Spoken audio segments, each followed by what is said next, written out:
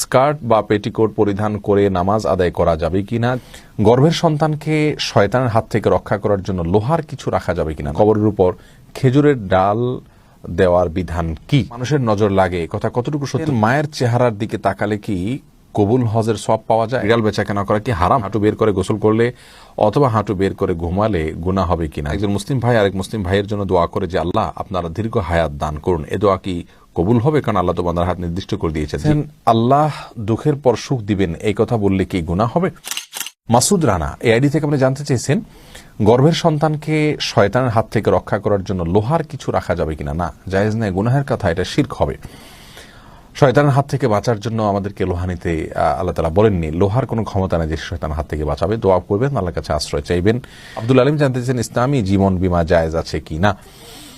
জীবন বীমা যতগুলো ফরম্যাট পৃথিবীতে আজ প্রচলিত আছে সেগুলো আসলে জায়েজ নেই এবং সব দেশে ওলামা ইকরাম এই বিষয়ে বলে থাকেন। এটার জন্য কিছু বিকল্প ওলামা ইকরাম বলেছেন, তার কোনো বাস্তবায়ন আছে কিনা আমার জানা নেই।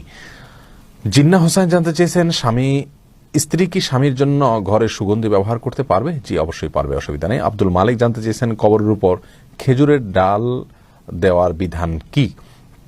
রাসূল করিম সাল্লাল্লাহু আলাইহি সাল্লামের থেকে একবার এই আমলটি করেছেন, বর্ণিত হয়েছে। একটা বিশেষ কবরে আযাব হচ্ছে এটি তিনি জানতে পেরেছেন সেই ভিত্তিতে। এরপরে আর কখনো তিনি দিয়েছেন বা সাহাবীরা এটা অনুসরণ করেছেন বা সাধারণভাবে করতে বলেছেন এরকম কোনো কথা আমাদের জানা নেই, যার কারণে কবর দেওয়ার পরে কবরের উপর ডাল, কোনো গাছের ডাল ইত্যাদি আপনার পোতা, এটাকে সুন্নাহ মনে করা সঠিক নয়।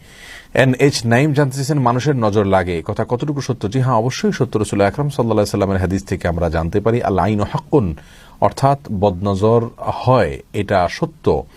মানুষের চোখ দিয়ে লোভনীয় দৃষ্টিতে, হিংসাত্মক দৃষ্টিতে যদি কোনো ব্যক্তি বা বস্তুর দিকে তাকায় তাহলে তার ফলে সেই ব্যক্তি বা বস্তু ক্ষতিগ্রস্ত হতে পারে বদনজরের ফলে। আর এই জন্য ওই ব্যক্তি, কোনো ব্যক্তি বা কোনো বস্তুর দিকে তাকালে, আশ্চর্যান্বিত হলে, অবাক লাগলে তখন মাশাআল্লাহ, আলহামদুলিল্লাহ এরকম শব্দ উচ্চারণ করা ভালো। তাহলে বদনজর থেকে ওই বস্তুটি রক্ষা পায়। আর যদি কারোর বদনজর লেগেছে এরকম মনে হয় তাহলে সেক্ষেত্রে ওই ব্যক্তিকে, যার বদনজর লেগেছে মনে হয়, তার কাছ থেকে পানি পড়া নিয়ে বদনজর লাগা ব্যক্তির শরীরের উপরে যদি ঢেলে দেওয়া হয় তাহলে সেক্ষেত্রে আপনার বদনজর থেকে আল্লাহ রাব্বুল আলামিন তাকে রক্ষা করেন, অর্থাৎ তার ক্ষতি থেকে আল্লাহ তাআলা হেফাজত করেন। এরপরে উড়াল পাখি আইডি থেকে জানতে চেয়েছেন ভাত খাওয়া আর কোরআন পড়া এক, মুরব্বীরা বলে। না, সম্পূর্ণ ভুল এবং ভ্রান্তিমূলক কথা। ভাত খাওয়ার সাথে কোরআন পড়ার কোনো সম্পর্কই নেই এবং